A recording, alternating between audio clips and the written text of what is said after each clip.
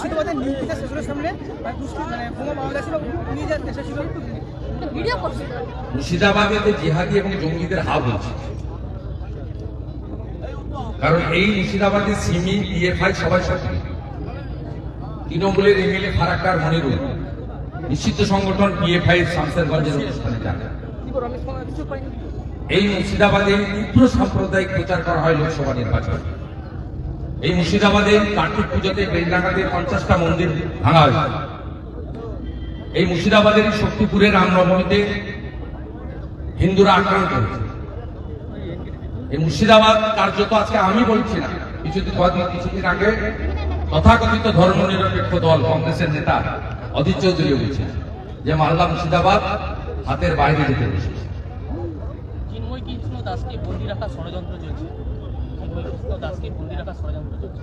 সনাতনীদের সন্ন্যাসীকে বন্দী রেখে সনাতনী আন্দোলন কখনো দমানো যায়নি, যাবে না।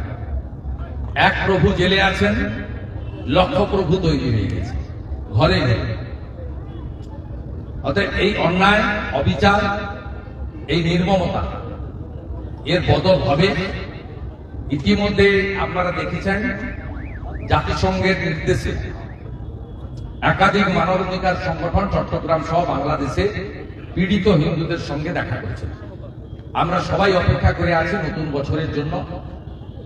আমেরিকায় ডোনাল্ড ট্রাম্প রাষ্ট্রপতি হিসেবে দায়িত্ব নিলে আমাদের সকলের বিশ্বাস ডোনাল্ড ট্রাম্প, মোদীজি সহ বিশ্বের মানবতাবাদী দেশগুলি জঙ্গিবাদ, মৌলবাদ একে নিকেশ করার জন্য যা যা করার করবে তার অপেক্ষায় আমরা সবাই আছি।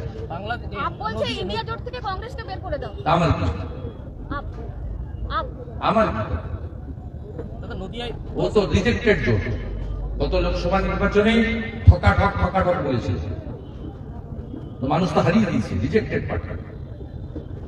নদিয়ার হাসখালিতে 10 অনুপ্রবেশকারী গ্রেপ্তার। নদিয়ার হাসখালিতে 10 অনুপ্রবেশকারী বাংলাদেশে। এটা তো আপনার হিমশৈল চূড়ান্ত। হাজার হাজার অনুপ্রবেশকারী প্রত্যেক দিন এই রাজ্যে প্রবেশ করছে।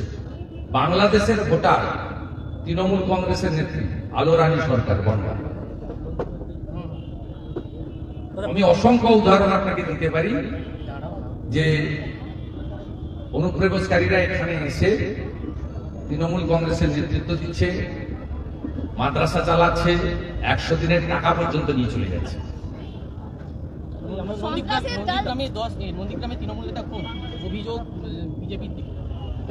পরিবারের বক্তব্য হয়তো রাজনৈতিক বক্তব্য রাখবেন, পরিবারের বক্তব্য কি? আপনি পরিবারের বক্তব্যটা আমাকে শোনাবেন, তারপরে আমি সব জায়গায় ভোট দেখলে তো হবে না। পরিবার একটু আগেই কি বলেছে আমি দেখেছি মিডিয়ার সামনে। আপনি পরিবারের বক্তব্যটা আগে ভালো করে শুনে দেখে নেবেন, তারপরে আমি উত্তর দেব। পরিবারের কোনো অভিযোগ থাকলে আমি বিধায়ক হিসেবে উত্তর দেব। সব জায়গায় ছাত্র লাগানোর দরকার। সন্ত্রাসের জাল ছড়িয়ে দিতে ভারতীয় জঙ্গিদের অস্ত্র প্রশিক্ষণ। ধৃত 10 আনসারুল্লাহ জঙ্গিকে জেরায় বিস্ফোরক তথ্য। কোথায় প্রশিক্ষণ? অসমের কোবরাঝাড় এলাকায় প্রশিক্ষণ চলছিল দীর্ঘদিন ধরে। সেই হেমন্ত বিশ্ব শর্মা আছে, ওর কাছে খুব দামি দামি ব্লিচিং ফিনাইল আছে, ও পরিষ্কার করে দেবে। অলরেডি 16 লক্ষ করে পরিষ্কার করে দিয়েছে। অসম ত্রিপুরা সরকার যেভাবে কাজ করছে তার 10% কাজ যদি পশ্চিমবঙ্গে করতো তাহলে আজকে পশ্চিমবঙ্গের ভারতীয়দের এই অবস্থা হতো। শুধু হিন্দু নয়, যারা বংশ পরম্পরায় মুসলিমরাও আছেন, তাদের জমি, তাদের রেশন, তাদের কর্মসংস্থানে কেড়ে নিয়ে যাচ্ছে। আজকে এই রোহিঙ্গা মুসলমানদের কোন ইসলামিক কান্ট্রি স্থান দেয় নাই, মমতা ব্যানার্জি স্থান দিয়েছে ভোটের জন্য।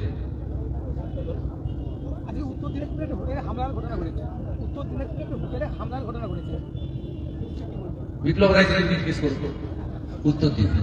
চিন্ময় কৃষ্ণ দাস বলছেন যে আমি যদি সুস্থ থাকি তাহলে অবশ্যই যাবো।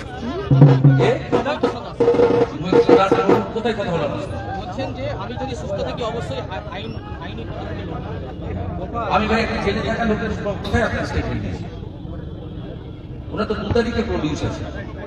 মানে এইসব প্রশ্ন, কাল্পনিক প্রশ্নের উত্তর আমি দিতে হবে। মুখ্যমন্ত্রী মমতা বন্দ্যোপাধ্যায়কে চিঠি কেন্দ্রীয় সড়ক মন্ত্রী নীতিন গডকরি। জমিজটে দীর্ঘদিন ধরে থমকে রাজ্যের একাধিক জাতীয় সড়ক সংস্কার ও সম্প্রসারণের কাজ। অনেক জায়গায় রাস্তা 2 থেকে 4 লেন করার কথা থাকলেও এ বিষয়ে করা যায়নি। এই বিষয়ে তিনি জমি দেবেন না, আপনার পাঁশকুড়া থেকে ঘাটাল হয়ে ইড়িপালা ট্রেনের জন্য জমি দেন না, 61টা রেল প্রজেক্টের জমি দেন না, নন্দকুমার থেকে বলাইপন্না হয়ে আমাদের বালিচক পর্যন্ত রেল লাইন সম্প্রসারণের জমি দেন না, নন্দকুমার থেকে দীঘা ডবল রেল লাইনের জমি দেন না, 61টা রেল প্রকল্পের জমি। তো রেল তো দূরের কথা, এইমসের মতো হসপিটালের জন্য জমি দেয় না। উত্তরবঙ্গে বারে বারে রায়গঞ্জে জমি চাওয়া হয়েছে। নতুন এয়ারপোর্ট করতে চেয়েছে ভাঙড়ে ভারত সরকার, তার জমি দেন। কলকাতা এয়ারপোর্ট তার প্রাচীর নির্মাণ সম্পূর্ণ করা যাচ্ছে না, একটা ধর্মীয় প্রতিষ্ঠান আর একটা মাজার আছে, সেটাই সমাধান করতে পারে না।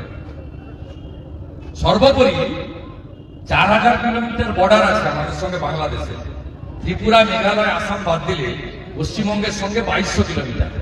মমতা ব্যানার্জির জন্য 931 কিলোমিটার বাংলাদেশের বর্ডার কাঁটাতারের বেড়া লাগানো যায়নি, বিএসএফ পোস্টিং করা যায়নি।